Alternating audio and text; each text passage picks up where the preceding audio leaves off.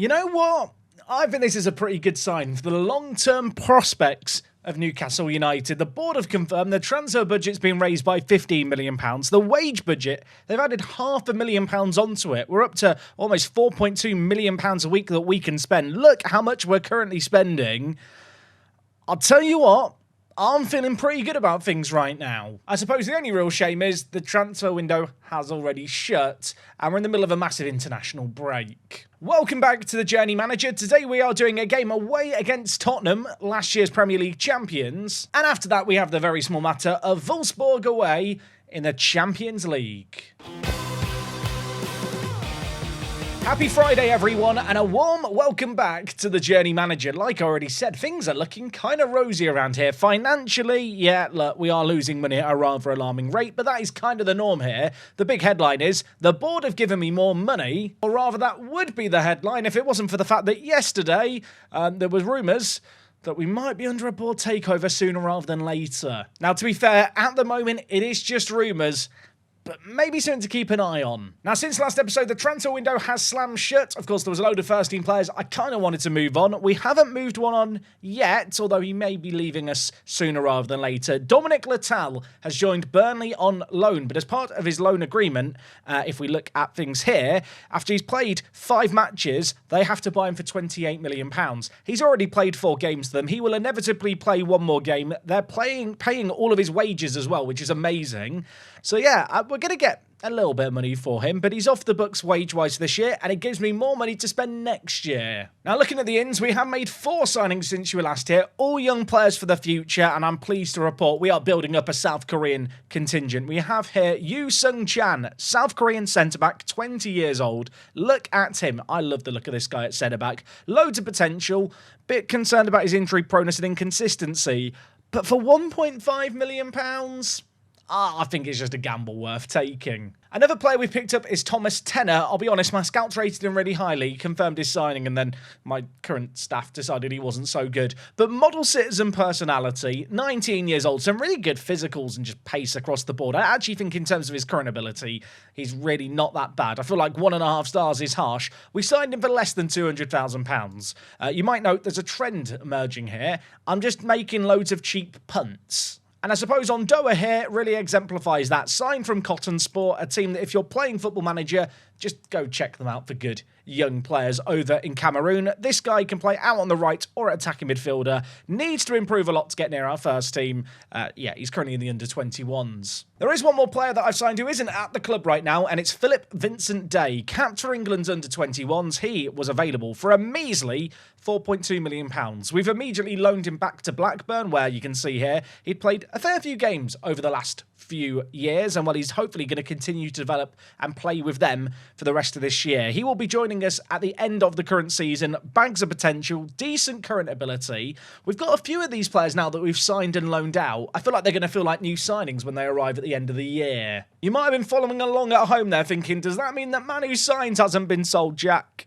Yeah, he's still not been sold. And annoyingly, he's now injured for like a month. So, yeah, frustrating. I don't like Manu Signs. Now, in terms of matches since we were last here, it's been a bit of a mixed bag. Of course, we opened up the season with a win against Leeds, and sadly for us, we followed that up immediately with a defeat against Arsenal. This is definitely one of those games where I feel a dying need to show you the match stats and just complain. Look, we lost 1-0. Their goalie got an 8.5 rating, man of the match, a clean sheet. We dominated this game.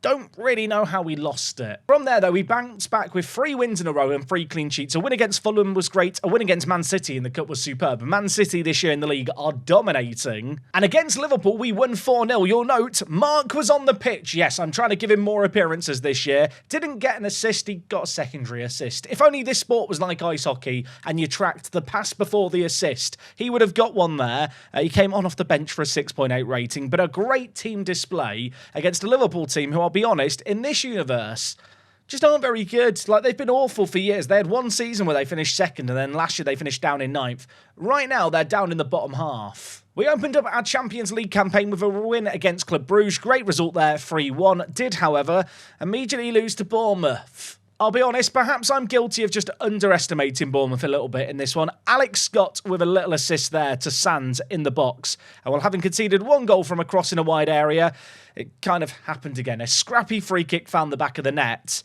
And with that, we lost a game where we only had 2 shots on target against us and conceded them both. Following on from that, though, we did get a nice result against Valencia, 4-2 with a semi-rotated team, and then wins against Burnley and West Ham followed. 3 goals scored in each of those. In the Champions League, we beat Red Star 2-0. Granted, in this game, I started with a rotated 11. Soa came on off the bench to grab 2 to make it feel, well, comfortable. I feel like the scoreline makes it look comfortable.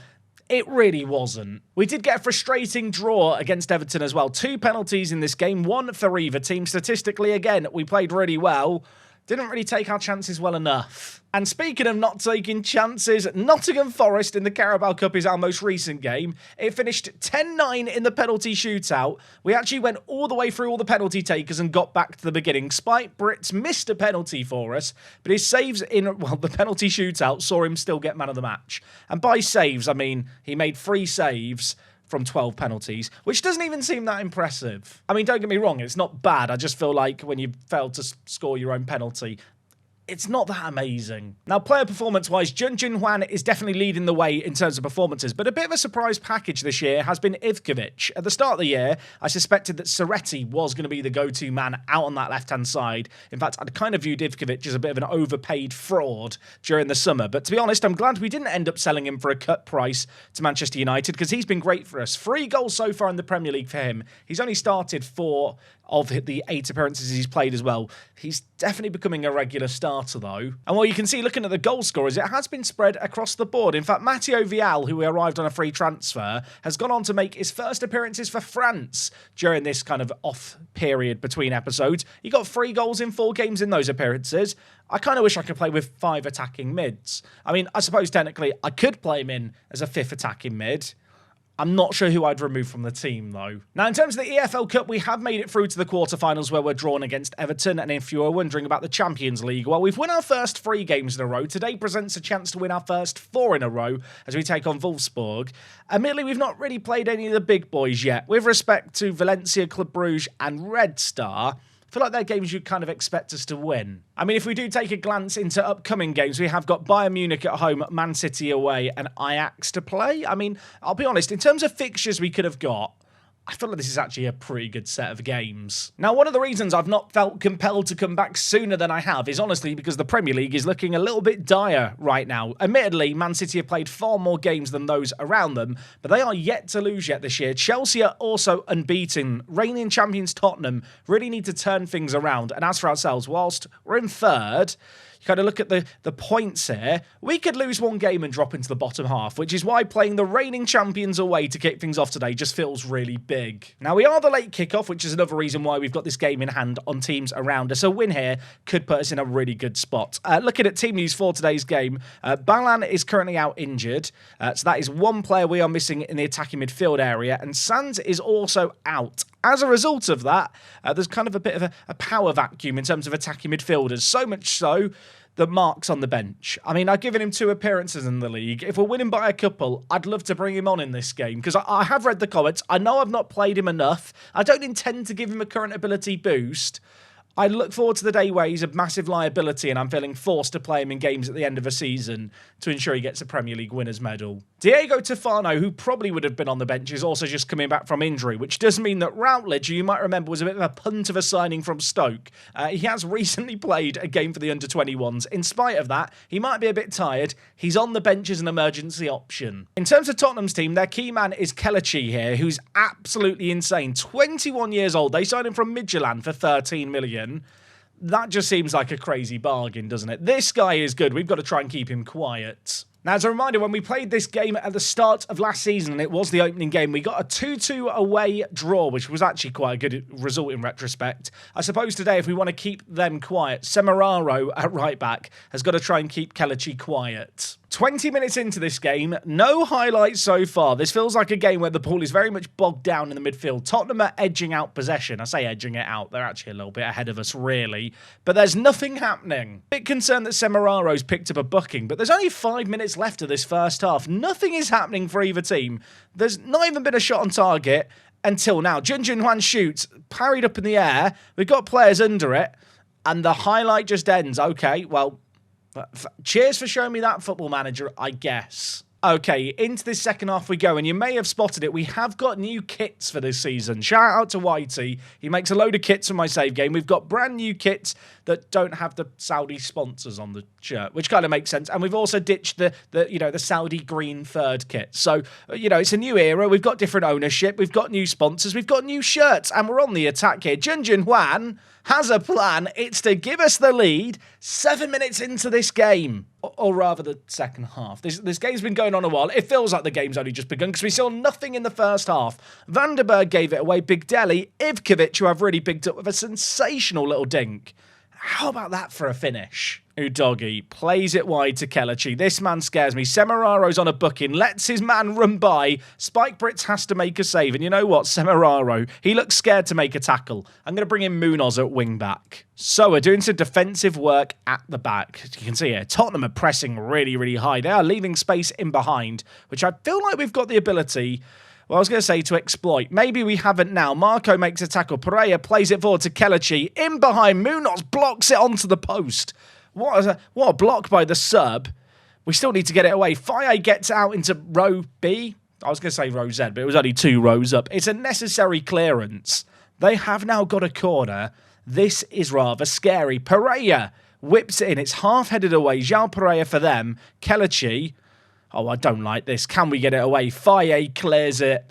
We're only 11 minutes into this first half. It already feels like we might be holding on. Faye has not had the best game out on the right-hand side. You know what? Charlie Routledge, I'm just going to give you a debut. I don't know why. Football Manager's just got a voice in the back of my head saying, give him a game. I'm going to play him as a winger on attack. I'm going to hope he can really exploit some tired legs with his crazy, crazy pace. Admittedly, he's a little tired himself. Elsewhere, I'm going to bring in Sanchez and I'm going to switch him to a defensive midfielder on support, but then have the additional instruction of hold position. The reason I go with defensive mids on support with hold position turned on manually is if you have a defensive midfielder on defend, whilst the hold position is locked in, they do have dribble less on as an instruction.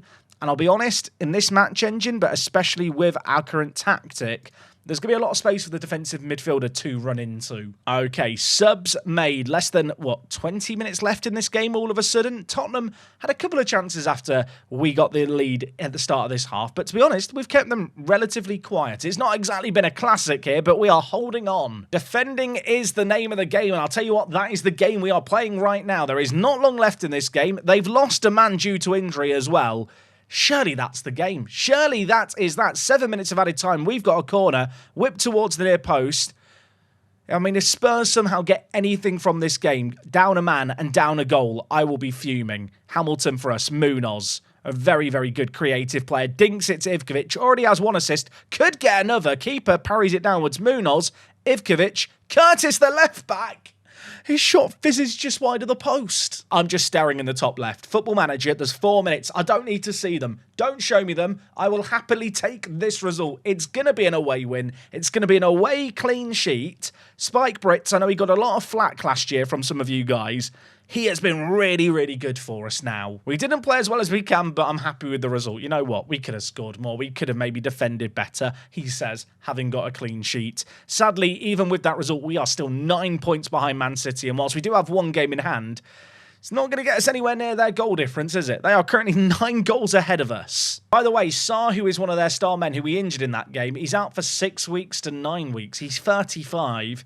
That might be the end of him. I'll make it sound like we've murdered a man there. I mean, look, it was an accident. I think. I haven't actually checked. Now, the great thing about that result is it does allow us to pull a little ahead of Spurs, who remain in 6th place. Of course, it's worth remembering, with the new Champions League format, kind of the 2 best European leagues by coefficient get an extra Champions League spot, which means typically 5 teams from the Premier League will go on to be kind of represented in the Champions League. I mean, if we just flick through every year, yeah, the top 5 always get Champions League football. So that is the aim for this year. We're looking pretty good for that right now. Anyway, I did make a lot last episode of the fact that this was going to be our first campaign in the Champions League for more than 10 years. And I did kind of want to come back for another Champions League game sooner, but Club Brugge, Valencia, Red Star, none of them felt that sexy. And in some respects, Wolfsburg doesn't feel that sexy either. But I do think this should be a little bit of a test for us. They are a decent little team that had a really good standout performance in the Bundesliga last year. Their star man here is Ben Bruce, who we're going to have to try and keep quiet. it, the Englishman. And to be honest, if we were to win this next game, it would make the hopes of finishing top 8 feel very much alive. Of course, top 8 skip a round of the knockouts. I definitely want to get that if we can. That game's in 4 days' time. I'm going to rest up the players. We're going to get straight into it. Also, Robbie Keane's their manager.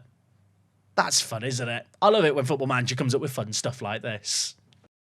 Okay, folks, game number 2 today, Wolfsburg. I have been rotating the team occasionally in Europe, but you know what? For this game here, I think I'm going to go just about full strength, with one exception. So I'm going to give a little rest to, and I'm going to bring in Vial. He has kind of mentioned he should be probably playing a little bit more, and it's kind of fair enough. He has got his playing time at important player. He's been playing pretty well when we've called upon him, so we'll give him a little debut. I think this might be his first time making his debut in a live commentary today. In terms of the rest of the team, it's full strength. I want to make it 4 wins in 4 today for the Champions League, that is. You've not had a moment or anything and missed 3 other matches. We've only played 1 other game. It was Tottenham. It was a bit of a snooze fest, I'll admit. Oh, and if you were wondering, no developments on the takeover. Although if you've played Football Manager, you know half the time when you get the rumours of a takeover, nothing happens, does it? Okay, hopefully the strikerless system is going to continue to work its wonders as well. We are going to be on the attack early on here. Less than 10 minutes played. We're on the offensive. Big Deli, our big Iranian captain in the middle, gives it to Hughes. Curtis at left wing back. One of those players who's probably on the chopping block with that increased transfer and wage budget. I kind of feel like he's a player we could replace. There's one man I won't be replacing. Jun Hwan, there is a VAR check. The linesman didn't flag for it, so I think he's onside here. We will wait and see with bated breath. Is the goal going to count? It is going to count. Jun Hwan, man of the save game. We've had many men of the save game at different clubs over the years, haven't we? Iconic names. Anyone remember King Fat? He's out there somewhere enjoying his life. Jun Hwan is up there as another one. Common question of the day, if there was a Mount Rushmore of Journey Manager players, who should be on that list? I'm going to say it now. King Fat's on it. Mark might not make the cut for me. That might be controversial. By the way, having scored, there is actually a kickoff highlight here, so I should probably focus on what the task at hand is, as Bruce is in behind. The right wing-back shoots. Brits is forced to make a save against his compatriot, the fellow England international. I'm going to praise the players because we're a goal up. Get the green happy smiley faces, but there's still a bit more defending that has to be done here. I assume that Wolfsburg in real life, like their ground has some standing areas or something. Either that or half the stadium's just abandoned for no reason. I'll tell you what, this half is flying by. Having got the lead and faced that one chance, not a great deal's happened, but with 5 minutes left, Faye's going to whip in. Marco is there. It's the French connection, and it is now 2-0. The ball here in by Faye was really good. His set pieces are superb, and Marco, towering header, makes it 2. Marco, by the way, got his first goal for the French national team recently, so congratulations to him there. That goal there was actually his first for us this season. I feel like he scores quite a lot of goals in European football and never in anything else, which, you know what, of all the problems to have with your centre-back, probably isn't the worst problem in the world. Okay, into this second half we march. I guess the most pleasing thing about this game so far is Wolfsburg really haven't created a great deal of their own. And you know what? I'm feeling so confident Mark's coming on. Giving Villaresque, Mark on. Elsewhere, Sanchez on for Big Deli. The rest of the team is playing really, really well. We'll bring in Lundqvist, I think, and also Addo. They were the 2 centre-backs you might remember we picked up previously as kind of the depth options. Addo's actually been improving a load, which is kind of mad when you consider he's 27, but I'm not going to complain that he's improving. And yeah, let's give them both a chance in this game here to show us what they're all about. Only 15 minutes left of this game. There's not been a lot of opportunities. I do feel like with this strikerless system, whilst we don't create a load of opportunities, the chances we create are really significant big chances. And from a defensive point of view, you just have so many players behind the ball. You can kind of just frustrate teams into, well, seemingly putting in some pretty poor attacking performances whilst, I guess, our defence shines and plays rather well. There's only 8 minutes left here. This is mad. There's not a great deal happening. If Wolfsburg want to make a comeback happen, it needs to happen now. Makengo for them. Back to Smirnov. He's going to play it down the line. I was going to describe that as a dink, but that was definitely more of a hit and hope, wasn't it, as he lumped it forward. Spike Brits collects, and now I hope we're going to score a pretty goal. We've not scored a pretty goal, I feel like, today, and we may not, with the ball dropping down in the air and dropping on Faye's head. He is not the main man to aim for in the air. He's so small in the match engine, it's kind of funny. Wolfsburg are on the attack. They've hit the woodwork. Lundqvist gets it away. And look at Faye. He's actually... How tall is Faye? He's 158 centimetres tall. That's like 5 foot, isn't it? I have just checked, he's 5'2", which I think Tariq Lamptey is one of the smallest professional footballers in England. And if I'm not mistaken, he's like 5'3" or 5'4". Faye, maybe that's why Faye wasn't signed by any of the big teams. I don't care. He's been great for us. Admittedly, there his defending was a little lacklustre, but I think that's defending all for nothing. I'm just going to shout praise at the players. This game is done. 3 minutes of added time have been played. They have scored and ruined the clean sheet. That makes me very cross. I mean, this literally is the last chance of the game, isn't it? 3 minutes of added time. They've scored 30 seconds beyond the 3 minutes. Oh, I'm just a bit cross. I mean, imagine if they scored another now. I don't need to. They've not got another late goal. That would have been kind of crazy.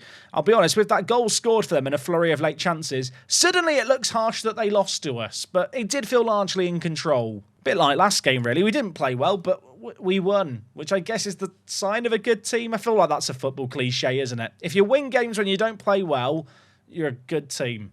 I don't know if I really believe that or not. I'll tell you what, the France manager, Heisei here, I've never heard of this guy, but I'm sure he's a great manager. He's Lens manager, apparently, for 17 years before he became France manager. But yeah, he's been having a little look at the team. Obviously, we've got a load of French players in our ranks, so I'm sure we're going to be best friends with him, really. It is a little bit of a shame that we've not had any of our massive Champions League games sooner in the season, because you kind of look at things now, we're in a great spot. I mean, looking ahead to games that we could do in a future episode, Bayern's almost a little bit too soon all of a sudden, and we don't play Man City and Ajax till January. And it's not very inspired, is it, playing Man City in the Champions League, given the fact we're probably going to play them in the league and cup competitions going forward. I'm looking at all these upcoming games. You know what? I could lie to you and tell you what I'm coming back for on Monday, but it would just be a complete guess. Come back next time and we'll find out together. Anyway, folks, we are going to leave things there for today. Thank you so much for watching the series. As always, if you're enjoying the videos, go down below, leave a like. It genuinely does just help support the series and ensure that it keeps arriving in people's recommended on their home pages too. I will see you on Monday for more Journey Manager action. Until then, take it easy, have a lovely weekend. It's me, Jack, and I'll talk to you next time. I'm out.